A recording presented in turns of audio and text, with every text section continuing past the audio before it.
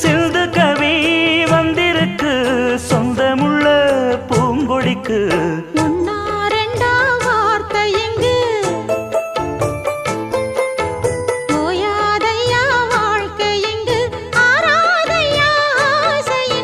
பாட்டுக்குள்ளே பாட்டிருக்கு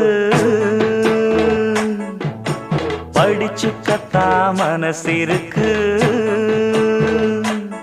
இந்த வயசு இப்ப புதுசு அடிவாடி பூங்கொடி. இந்த மாமல் படிக்கும் பாடல் இனிக்கும் சேர்ந்து பாடடி. இந்த மாமல் படிக்கும் பாடல் இனிக்கும் சேர்ந்து பாடடி. பாட்டுக்குள்ளே பாட்டிருக்கு